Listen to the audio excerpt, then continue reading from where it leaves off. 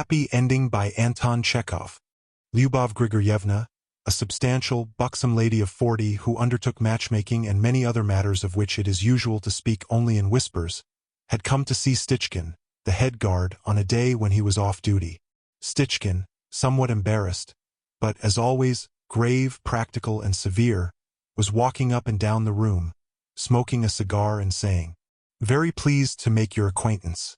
Semyon Ivanovitch recommended you on the ground that you may be able to assist me in a delicate and very important matter affecting the happiness of my life. I have, Lyubov Grigoryevna, reached the age of 52. That is a period of life at which very many have already grown-up children.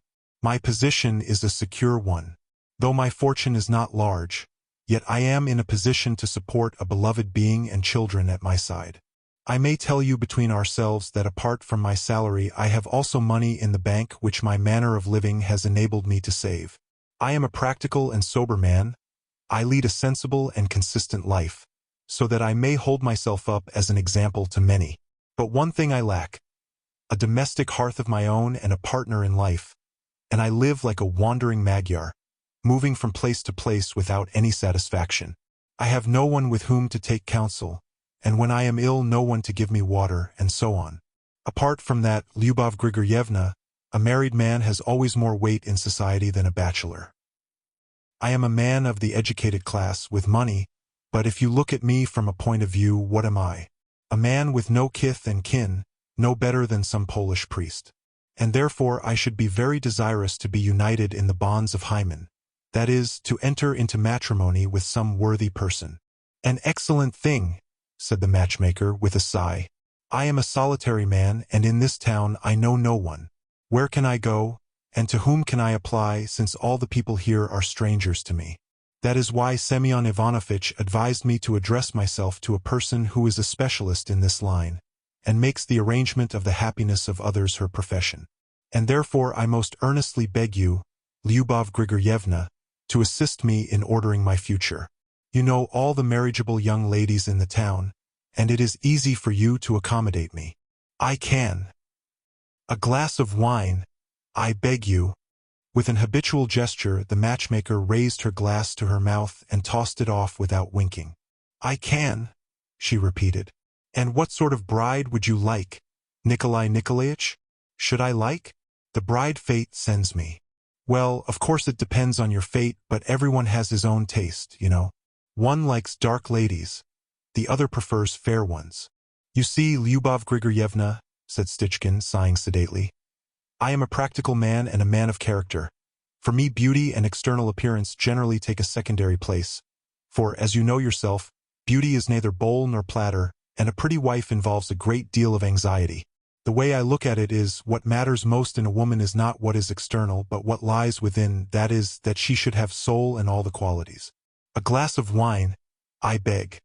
Of course, it would be very agreeable that one's wife should be rather plump, but for mutual happiness it is not of great consequence. What matters is the mind. Properly speaking, a woman does not need mind either, for if she has brains she will have too high an opinion of herself, and take all sorts of ideas into her head. One cannot do without education nowadays, of course, but education is of different kinds. It would be pleasing for one's wife to know French and German, to speak various languages, very pleasing. But what's the use of that if she can't sew on one's buttons, perhaps?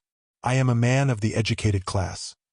I am just as much at home, I may say, with Prince Knightlin as I am with you here now. But my habits are simple, and I want a girl who is not too much a fine lady. Above all, she must have respect for me and feel that I have made her happiness. To be sure. Well, now as regards the essential. I do not want a wealthy bride. I would never condescend to anything so low as to marry for money. I desire not to be kept by my wife, but to keep her, and that she may be sensible of it. But I do not want a poor girl either. Though I am a man of means, and am marrying not from mercenary motives, but from love, yet I cannot take a poor girl, for, as you know yourself, prices have gone up so, and there will be children. One might find one with a dowry, said the matchmaker. A glass of wine, I beg. There was a pause of 5 minutes. The matchmaker heaved a sigh, took a sidelong glance at the guard, and asked, "Well, now, my good sir, Do you want anything in the bachelor line? I have some fine bargains. One is a French girl and one is a Greek. Well worth the money. The guard thought a moment and said, No, I thank you. In view of your favorable disposition, allow me to inquire now how much you ask for your exertions in regard to a bride. I don't ask much. Give me 25 rubles and the stuff for a dress, as is usual, and I will say thank you. But for the dowry, that's a different account. Stichkin folded his arms over his chest and fell to pondering in silence. After some thought, he heaved a sigh and said, That's dear. It's not at all dear, Nikolai Nikolaich. In old days, when there were lots of weddings, one did do it cheaper, but nowadays what are our earnings? If you make 50 rubles in a month, that is not a fast, you may be thankful. It's not on weddings we make our money, my good sir. Stichkin looked at the matchmaker in amazement and shrugged his shoulders. Do you call 50 rubles little? He asked. Of course it is little. In old days we sometimes made more than 100. I should never have thought it was possible to earn such a sum by these jobs. 50 rubles. It is not every man that earns as much. Pray drink your wine. The matchmaker drained her glass without winking. Stichkin looked her over from head to foot in silence, then said, 50 rubles. Why, that is 600 rubles a year. Please take some more. With such dividends, Lyubov Grigoryevna, you would have no difficulty in making a match for yourself. For myself, laughed the matchmaker, I am an old woman. Not at all. You have such a figure, and your face is plump and fair, and all the rest of it. The matchmaker was embarrassed. Stichkin was also embarrassed and sat down beside her. You are still very attractive, said he. If you met with a practical, steady, careful husband, with his salary and your earnings you might even attract him very much, and you'd get on very well together. Goodness knows what you are saying, Nikolai Nikolaich. Well, I meant no harm. A silence followed. Stichkin began loudly blowing his nose, while the matchmaker turned crimson, and looking bashfully at him, asked, And how much do you get, Nikolai Nikolaich?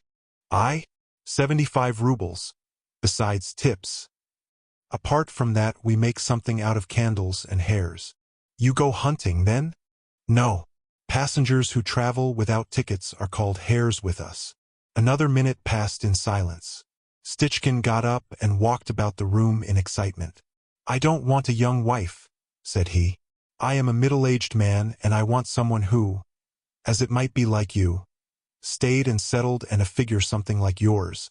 Goodness knows what you are saying, giggled the matchmaker, hiding her crimson face in her kerchief. There is no need to be long thinking about it. You are after my own heart, and you suit me in your qualities. I am a practical, sober man, and if you like me, what could be better? Allow me to make you a proposal. The matchmaker dropped a tear, laughed, and, in token of her consent, clinked glasses with Stichkin. Well, said the happy railway guard, now allow me to explain to you the behavior and manner of life I desire from you. I am a strict, respectable, practical man. I take a gentlemanly view of everything, and I desire that my wife should be strict also, and should understand that to her I am a benefactor and the foremost person in the world. He sat down and, heaving a deep sigh, began expounding to his bride-elect his views on domestic life and a wife's duties. Dear listener, we close the pages on another tale, a journey through words, imagination, and emotion. Here at the Falls Audiobook, where stories flow like a river's current, carrying you to distant worlds and uncharted depths. We thank you for joining us. As always, we invite you to linger a little longer. Subscribe to our channel to discover more stories waiting to be heard, each a cascade of voices, ideas, and artistry. And remember, every great story begins with a single word. Perhaps the next one will begin with you. Until our voices meet again, may your days be filled with quiet moments, rich pages, and the soothing sound of a story well told. This is the Falls Audiobook, signing off.